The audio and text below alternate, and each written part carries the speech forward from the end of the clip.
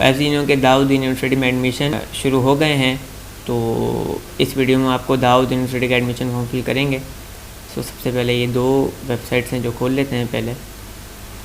तो दो वेबसाइट्स हैं। दाऊद यूनिवर्सिटी की एडमिशन वेबसाइट हो रही है एडमिशन पोर्टल। सबसे पहले आप लोगों से मैं रिक्वेस्ट करूंगा कि फॉर्म फिल करने से पहले प्लीज़ आप लोगों को इसका विज़िट करना है और ये तमाम चीज़ें अच्छी तरीके से सीट डिस्ट्रीब्यूशन, एलिजिबिलिटी, तमाम चीज़ें, फ़ीस स्ट्रक्चर वगैरह रीड कर लेना है।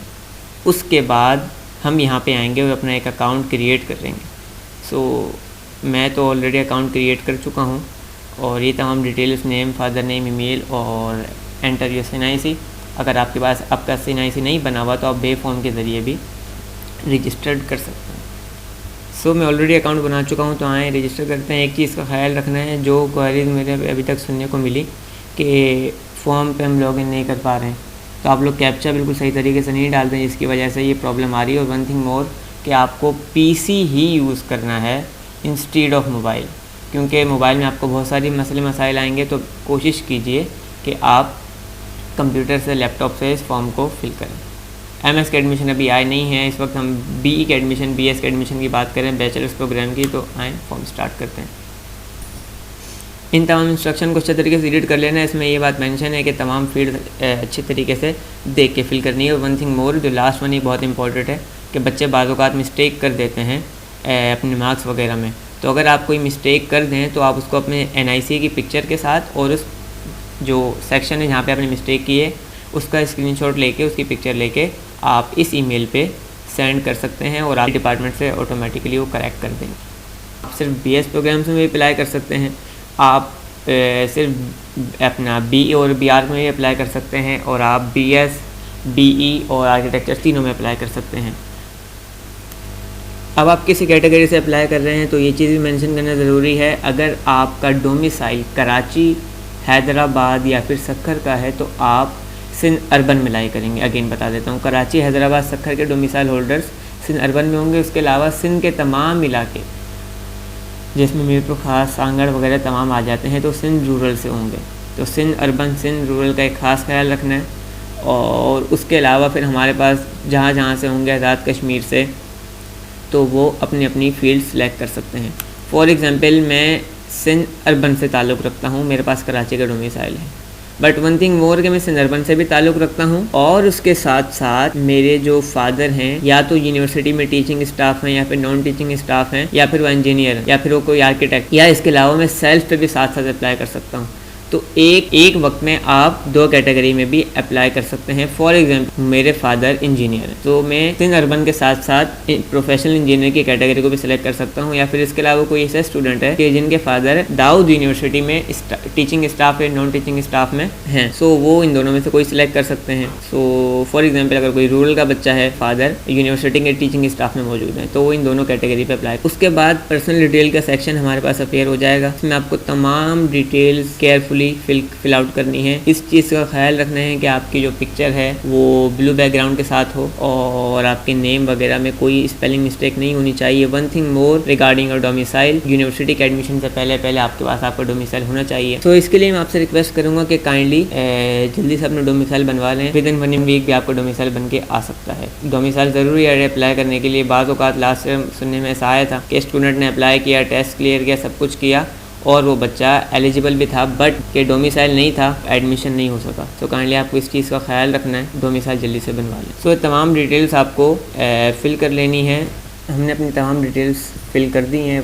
एक चीज़ इसका आपको ख्याल रखना है कि आपकी पिक्चर JPEG फॉर्म में होगी और वो 500 KB से कम में होगी। और इसको आप कैसे कर सकते हैं, फॉर एग्जांपल अगर आप ये कहते हैं कि यार पिक्चर का साइज़ ज़्यादा है तो आप प्ले स्टोर से इमेज रिसाइजर के नाम से कोई एप्लीकेशन मिल जाएगी, आप उसको डाउनलोड कर सकते हैं। या फिर इसके अलावा आप अपनी पिक्चर किसी को भी अपने व्हाट्सएप पर सेंड करें, उसको कहो कि मुझे ये पिक्चर दोबारा सेंड कर दो, तो अगला आपको दोबारा सेंड करेगा तो वो ऑटोमेटिकली उसका साइज़ 500 KB से कम में हो जाएगा। तो उसके बाद आपके पास ये फॉर्म अपेयर हो जाएगा। जो आपके पेरेंट्स की डिटेल है तो इसको अच्छे तरीके से इसको फिल कर लेना है। जो डिटेल्स प्रोवाइड है उसको आप फिल आउट कर दें। इन केस अगर किसी के फादर का इंतकाल हो चुका है उस कंडीशन में वो ये ऑप्शन फिल करेंगे कि अगर फादर के अलावा चाचू या फिर भाई, मामू, जो भी गार्डियन है उनका नेम और उनसे फिर रिलेशन क्या है वो आप इधर फिल कर देंगे। उसके अलावा जो आपके एड्रेस होगा वो फिल कर देंगे। ये डिटेल्स हम फिल कर चुके हैं। सो नेक्स्ट सेक्शन की तरफ बढ़ते हैं जो हमारी एकेडमिक डिटेल्स हैं। इसके लिए मैं आपको सजेस्ट करूँगा कि काइंडली अपनी मैट्रिक की मार्कशीट अपने साथ लेके बैठनी है आपको, बिकॉज बच्चे बहुत ज़्यादा मिस्टेक कर देते हैं फॉर्म फिल करते हुए। फिर वही रूल फॉलो करना है कि अपनी इस सेक्शन की आपको पिक्चर लेनी होगी जब आपको एप्लीकेशन फॉर्म आ रहा होगा, NIC की पिक्चर लेनी होगी और दाऊद की ईमेल एड्रेस पे आपको मेल कर देनी होगी और आपकी जो मिस्टेक होगी वो करेक्ट हो जाएगी। तो आपको ये डिटेल्स फिल कर देनी है। और वन थिंग मोर के बच्चे कह रहे थे यार अभी तक रिजल्ट आया नहीं है, कैसे अप्लाई करें ये वो, तो आपको अपने मार्क्स अपलोड नहीं करने हैं, सिर्फ और सिर्फ अपना कॉलेज अपना बोर्ड वगैरह मेंशन कर देना है। अब DAE स्टूडेंट्स के लिए कि फॉर एग्जांपल अगर कोई बच्चा DAE करके आया है, अगर वो अप्लाई कर रहा है, तो ये तमाम डिटेल्स जैसा कि आपको नज़र आ रही हैं। पहले आप यूनिवर्सिटी की वेबसाइट पे आएँ, अपनी चेक कर लें कि DAE के अंदर बेसिकली 8 सीट्स अवेलेबल हैं BE में, ये चीज़ इधर मेंशन है। और BS प्रोग्राम्स में DAE वाले तमाम फील्ड से अप्लाई कर सकते हैं। So electronic, chemical, petroleum, industrial, telecom, computer, तो ये सारे इन फील्ड, ये जो तमाम मेंशन है ये डिपार्ट, अगर आपने इन फील्ड्स के अंदर डिप्लोमा किया है तो आप अप्लाई कर सकते हैं। तो फॉर एग्जांपल कोई बच्चा है वो पेट्रोलियम में DAE करके आया है तो उसके लिए उसके पास भी पेट्रोलियम में एक ही सीट होगी। और फॉर एग्जांपल अगर कोई बच्चा है वो केमिकल में करके आया है या फिर पेट्रोकेमिकल में करके आया है तो उसके पास केमिकल की एक सीट होगी। अगर कोई automotive, biomedical, electrical, electronics, instrumentation, mechatronic, radio, telecommunication में करके आया है तो उसके पास इलेक्ट्रॉनिक्स की एक सीट होगी। तो DAE वालों से रिक्वेस्ट करूँगा सबसे पहले आपको इधर आके अपनी ये चेक कर लेनी है, इसके बाद आके आप फॉर्म फिल करें। तो हमारा तकरीबन फॉर्म फिल हो चुका है। अब हम चलते हैं लास्ट सेक्शन की तरफ जिसके बाद ये फॉर्म सबमिट हो जाएगा। वो ये है आप अपनी प्रायोरिटीज़ क्या रखते हैं। फॉर एग्जांपल अगर मैं बताऊं, कुछ बच्चे ऐसे हैं कि जिनको यही नहीं पता कि यार मुझे कौन सी फील्ड लेनी चाहिए, तो मैं उनके लिए कहूँगा कि भाई साहब आप सबसे पहले जाके या दाऊद यूनिवर्सिटी के पेज पे आजकल सेशंस चल रहे हैं तो आप एक्सप्लोर करें इंटरेस्ट क्या है, और इसके अलावा तो उसके बाद ही आप आके अपने टेक्नोलॉजी को सेलेक्ट करें कि आपको कौन सी फील्ड कौन से पे रखनी। तो ये हमारा फॉर्म कंप्लीट हो चुका है। इसके बाद इसे फॉर्म को सबमिट कर देना है। सबमिट करने के बाद हमारे पास एक चालान आ जाएगा और चालान को डाउनलोड करके करीबी सिंध बैंक में जमा करवा देना है। और जैसे ही 20 सितंबर आएगी उसके बाद इसी पोर्टल पे आपके पास आपका एडमिट कार्ड आ जाएगा। सबमिट करने से पहले रिक्वेस्ट करूंगा कि काइंडली अपना फॉर्म दोबारा से बैक करके रीड कर लीजिएगा, कोई मिस्टेक तो आपने नहीं कर दी है, उसके बाद ही इस फॉर्म को आप सबमिट कर दीजिएगा। और इन द एंड के काइंडली प्लीज़ अप्लाई करने से पहले आप अपनी ये चेक कर लें कि यूनिवर्सिटी किन किन फील्ड्स को ऑफर कर रही है, सीट्स डिस्ट्रीब्यूशन क्या है, इसके अलावा आपकी एलिजिबिलिटी क्या है। आप DAE से हैं, आप BS के लिए अप्लाई कर रहे हैं तो आपको ये बात मालूम होनी चाहिए कि आप BS प्रोग्राम्स के लिए आपका 50% इंटरमीडिएट में होना चाहिए। और अगर आप BS में अप्लाई कर रहे हैं DAE से तो DAE में आपका 60% से ऊपर होना चाहिए। और BS प्रोग्राम में आपकी उम्र 25 साल से ज़्यादा ना हो।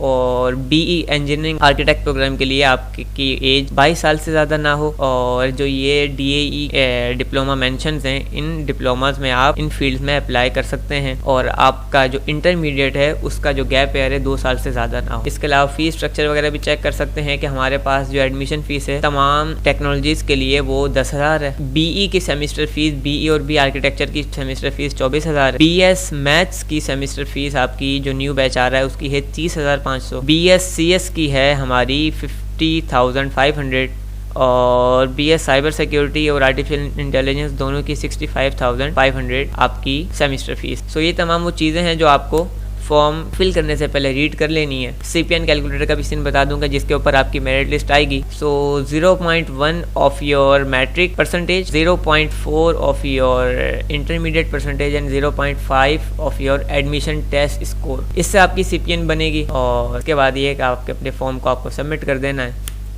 और कंप्लीट।